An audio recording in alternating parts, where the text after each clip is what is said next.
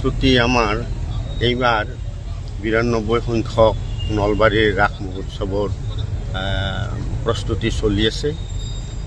আমাৰ জয়ন্ত মল্ল বৰুৱা মামাৰ মন্ত্ৰী ডাঙৰীয়াই আজি প্ৰায় ৩ বছৰ ধৰি এই পৰিচালনা কৰি আছে।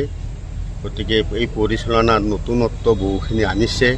কেইবাটাও মন্দিৰৰ কাম আৰম্ভ কৰিছে, চৌদিশৰ ৱালৰ কাম আৰম্ভ কৰি আছে।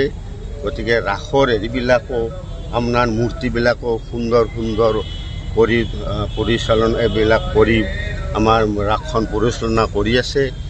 গতিকে ইয়াতে আমাৰ লাখ লাখ মানুহৰ সমাগত হয় ৰাস যাত্ৰী, আৰু আমাৰ যিবিলাক ভলেণ্টিয়াৰ আছে স্বেচ্ছাসেৱক এইসকলে সুন্দৰভাৱে পৰিচালনা কৰি যায়।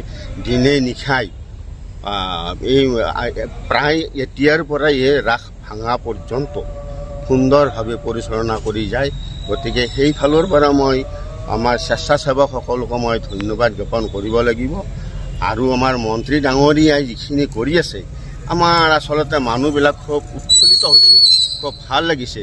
দোকানে পোহৰে থিয়েটাৰ এইবিলাকে চব জাকজমককৈ তুলিছে।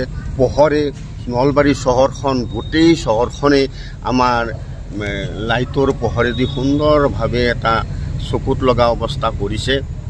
গতিকে আমাৰ এইবাৰ থিয়েটাৰ 5খন থিয়েটাৰ যোৱাকালি আমাৰ মন্ত্ৰী ডাঙৰীয়াই ঘোষণা কৰিছে। আগত 10-11খন থিয়েটাৰ মাতিছিল, কিন্তু মই ইয়াৰেই মানুহ খুব কম দেখা গৈছিল। গতিকে থিয়েটাৰৰ মানুহবিলাকেও বা প্ৰযোজকবিলাকেও হয়তো অলপ লোকচানৰ সন্মুখীন হয়তো হ'ব পাৰে, আমি আৰু সোধা পোছা কৰা নাই যদিও। গতিকে আমাৰ বোধেৰে মানুহ থিয়েটাৰত কম দেখা যায়, নিজেও অলপ অনুভৱ কৰোঁ। গতিকে 5খন থিয়েটাৰত এইবাৰ মানুহ ফুল হ'ব বুলি আমাৰ ধাৰণা হৈছে। গতিকে যি নহওক, ঈশ্বৰৰ কৃপাত, কৃষ্ণৰ কৃপাত আমাৰ নলবাৰীৰ ৰাস মহোৎসৱখন সুকলমে চলাই নিয়াৰ কাৰণে শ্ৰীকৃষ্ণৰ ওচৰত মই শতবাৰ নমস্কাৰ কৰিছোঁ।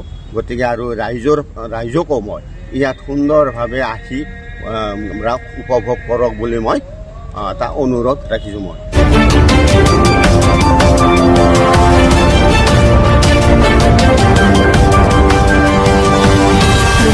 প্ৰতিবেদক লাইভ পোহৰৰ দিশে এখোজ।